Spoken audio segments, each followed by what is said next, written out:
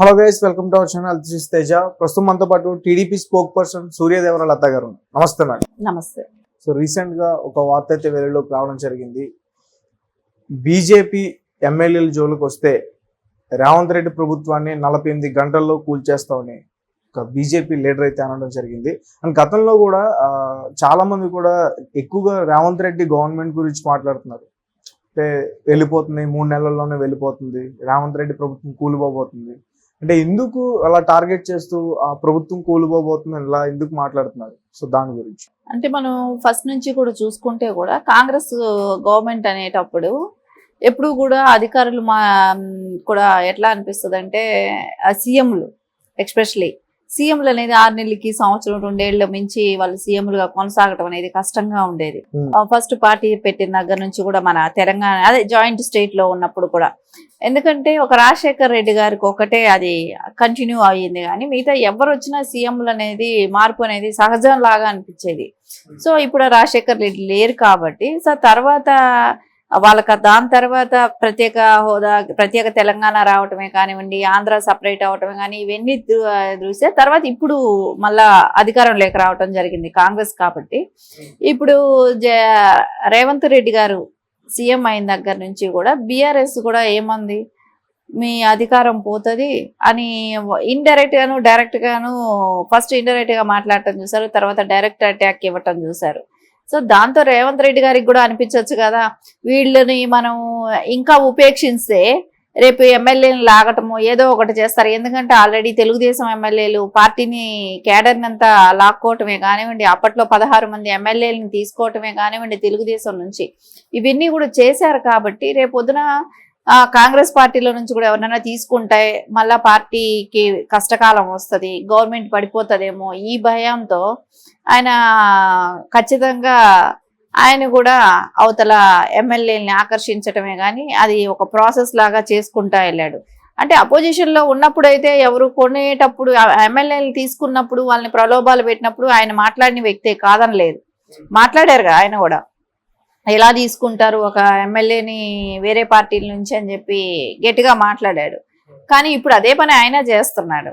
అంటే అవసరాలు అక్కడ, అంటే వాళ్ళు రేపొద్దున నా గవర్నమెంట్ పడిపోద్దేమో, నేను సీఎంగా దిగిపోవాల్సి వస్తుందేమో, సో నేను ఎందుకు వాళ్ళకి అవకాశం ఇవ్వాలి, అదేదో నేనే ముందు వాళ్ళని ఆకర్షిస్తే బెటర్ కదా అనే విధానికి వెళ్ళారు. ఆకర్షిస్తున్నారు, అందరినీ జాయిన్ చేసుకుంటున్నాడు. అందరూ వచ్చిన వాళ్ళకంత సీట్లు ఇవ్వటమే కానివ్వండి, ఎంపీ సీట్లే కానివ్వండి, ఇవన్నీ పంచుతున్నారు. మనం అందరం చూస్తూనే ఉన్నాం. అది సహజంగా ఇప్పుడు ఆ పార్టీలో పొద్దున ఒక పార్టీ సాయంత్రం ఒక పార్టీ లాగా నాయకులు కూడా అలాగే ఉన్నారు. దీన్నంతా కంట్రోల్ చేయాల్సి వస్తే ఏ కోర్టు నుంచో స్టే తెచ్చుకోగలిగితేనే, ఎందుకంటే ప్రజలు ఒక నాయకుడిని నమ్మి ఒక పార్టీకో కానివ్వండి ఒక నాయకుడి మీద నమ్మే కానివ్వండి ఓటేస్తారు. కానీ దాని విలువ లేకుండా పోయింది, ఆ ఓటుకి విలువే లేదు. ఎందుకంటే ఒక పార్టీ మీద బీఫామ్ తెచ్చుకోవటం, ఇంకో పార్టీకి ఆ పార్టీ మీద గెలవటం, బీఫామ్ తెచ్చుకున్న పార్టీ మీద గెలవటం, ఇంకో పార్టీలోకి వెళ్ళిపోవటం, ఇది అనేది సర్వసాధారణం లాగా చేసేసారు. సో దీనికంతా కోర్టుల దృష్ట్యా వెళ్ళి వాళ్ళు కంట్రోల్ చేస్తే కానీ దృష్టికి వెళ్ళి ఇంకంతకుమించి ఏమీ చేయలేరు అనుకుంటున్నాం. ఎందుకంటే నాయకులు కూడా అట్లాగే ఉన్నారు కదా, ప్రలోభాలకు వెళ్ళిపోతూ ఉన్నారు. మేము ఖర్చు పెట్టిన సొమ్ముని లాక్కోవాలని చూస్తున్నారు. ఇది ఎంతవరకు కరెక్ట్ అనేది మన కోర్టులే తీసుకోవాల్సిన డెసిషన్ ఉంటది. రాజ్యాంగంలో ఏముందో దాన్ని ఇంప్లిమెంట్ చేస్తే బెటర్ గా ఉంటది. అంటే రేవంత్ రెడ్డి తీసుకోవడం అన్నది బదులు కేసీఆర్ గారే పంపిస్తున్నారు అనుకుంటే పంపించాల్సిన అవసరం ఏముంటది అనుకుంటున్నారు? భవిష్యత్తులో రాజకీయ చర్య కోసం ముందే అట్లాంటి ప్లానింగ్స్ అయినా వేసి ఉండొచ్చు కదా.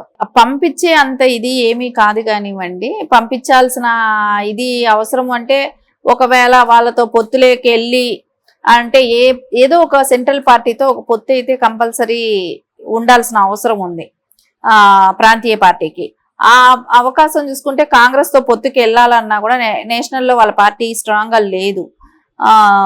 అందుమూలన పొత్తుకు ఒకవేళ ఇంకొక ఆప్షన్ తీసుకున్నా కూడా ఏంటంటే ఇప్పుడు అన్ని స్కాముల్లో ఇరుక్కుపోయి ఉన్నది బీఆర్ఎస్ పార్టీ. సో దీనిలో నుంచి బయటపడాలన్నా ఈయన పంపించడమే కాదు, ఫస్ట్ నుంచి వెళ్ళిపోయారు కదా, ఇప్పుడు పంపించాల్సిన అవసరం ఏంటి? ఫ్రమ్ ద బిగినింగ్ 3 నెలలుగా ఒక్కొక్కళ్ళు జారిపోతున్నారు గతంలో నుంచి చూస్తుంటే. ఈయన ఇప్పుడు ఏమైనా కాంప్రమైజ్ వెళ్ళి పార్టీని విలీనం చేసినా చేయొచ్చేమో కూడా మనకు తెలియదు కదా. అంటే ఉన్న స్కాముల రీత్యా వాళ్ళు ఇరుక్కున్న స్కాములు ఉన్నాయి కదా. ఒక గతంలో వాళ్ళు సోనియా గాంధీకి వాళ్ళు చెప్పారు కదా, మేము పార్టీని విలీనం చేస్తాం, తెలంగాణ ఇస్తే చాలు అని, టిఆర్ఎస్ పార్టీని కాంగ్రెస్ లో విలీనం చేస్తామని అన్న వాళ్లే కదా కేసీఆర్ గారు. సో ఇప్పుడు ఉన్న స్కాముల్లో ఇరుక్కోవటమే కానివ్వండి, కాళేశ్వరమే కానివ్వండి, లిక్కర్ కేసులే కానివ్వండి, ఆ ఢిల్లీలోనే కానివ్వండి, ఇక్కడ హైదరాబాద్ తెలంగాణ స్టేట్ లో కూడా లిక్కర్ కేసు ట్యాక్సులు కట్టుకుని వ్యాట్ కట్టకుండా ఇచ్చేశారు. ఇవన్నీ కూడా చూస్తుంటే ప్రతిదీ కూడా మనకు కనపడతానే ఉంది. ఫోన్ ట్యాపింగే కానివ్వండి, ధరణి కానివ్వండి, రేసింగ్ కానివ్వండి కేటీఆర్ మీద, ఇట్లాంటివన్నీ మనం చూస్తున్నాం. ఈ పలు రకాల కేసుల్లో ఇరుక్కొని ఉన్నారు. ఈ కేసులో నుంచి బయటపడాలన్నా కూడా వాళ్ళకి ఖచ్చితంగా ఏదో ఒక నేషనల్ పార్టీతో వాళ్ళకి జత కడితే మంచిది అనుకునే అవకాశాలు కూడా కనపడుతున్నాయి, ఖచ్చితంగా ఉంది. సో దాని మూలాన వాళ్ళకి ఆ ఛాన్స్ కూడా ఉండొచ్చేమో. మేడం ఇక్కడ మీరు ఇన్నాడు మాట్లాడారు, అంటే 6 నెలలకు ఒక సీఎం మారిపోతాడు, 3 నెలలకు ఒక సీఎం మారిపోతాడు. ఇక్కడ నేను అడిగిన క్వశ్చన్ ఏంటంటే మేడం, ప్రభుత్వాన్ని కూల్చేస్తానంటున్నారు. అంటే సీఎం పదవి ఉంటుందా ఉండదా అనే విషయం పక్కన పెడితే ప్రభుత్వాన్ని కూల్చేయడం అంత ఈజీయా 48 గంటల్లో? అంత ఈజీ అయితే ఏమీ కాదు. ఎందుకంటే 48 గంటల్లో ప్రభుత్వాన్ని కూల్చేటట్టుంటే ఆయనకి మెజారిటీ ఉంది, కాంగ్రెస్ ప్రభుత్వానికి మెజారిటీ ఉంది. ఇంకొకటి ఈ బీఆర్ఎస్ నుంచి వెళ్ళిన ఎమ్మెల్యేల మద్దతు ఉంది. సో ఖచ్చితంగా అయితే ప్రభుత్వాన్ని కూల్చే అవకాశం అయితే లేదు. ఎందుకంటే అంతర్గత కుమ్ములాటల్లో జరగచ్చేమో కానీ బయట బీజేపీ కూల్చే అవకాశం అయితే ఉండదు. ఎందుకంటే మెజారిటీ బాగా ఉంది కాబట్టి, అంటే బీఆర్ఎస్ ఎమ్మెల్యేలు కూడా చాలా వరకు షిఫ్ట్ అయిపోయారు కూడా కనుక కాంగ్రెస్ ప్రభుత్వం కూలిపోయే అవకాశం అయితే ఎక్కడ కనపడడం లేదు. ఎందుకంటే ఇప్పుడు వచ్చే వాళ్ళకు కూడా వాళ్ళకి అవకాశాలు కల్పిస్తున్నారు కూడా కదా కాంగ్రెస్ పార్టీ. అలాంటప్పుడు ఎందుకు వాళ్ళు బీజేపీకి వెళ్తారు? ఇప్పుడు వెళ్ళరు. స్టేట్లో కాంగ్రెస్ స్ట్రాంగ్ గా ఉంది కాబట్టి ఖచ్చితంగా వాళ్ళకి అవకాశమే లేదు.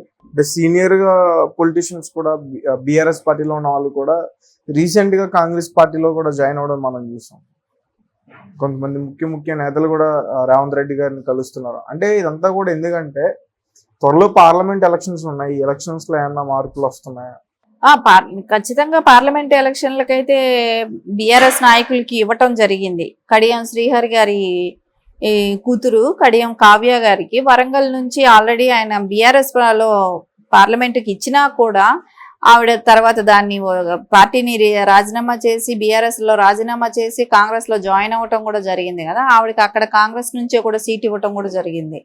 సో నాయకులైతే ఇక్కడ నుంచి ఇప్పుడు దానం గారిని తీసుకున్న సికింద్రాబాద్కి ఇచ్చారు. ఇలా పలువురికి ఇస్తూనే ఉన్నారు కదా. ఎగ్జాంపుల్ వీళ్ళిద్దరే కానీ చాలా మందికి ఇస్తున్నారు. సో వాళ్ళకి అవకాశాలు కల్పిస్తున్నారు కాబట్టి ఖచ్చితంగా వాళ్ళు పార్టీలు మారుతున్న అవకాశం ఉంది.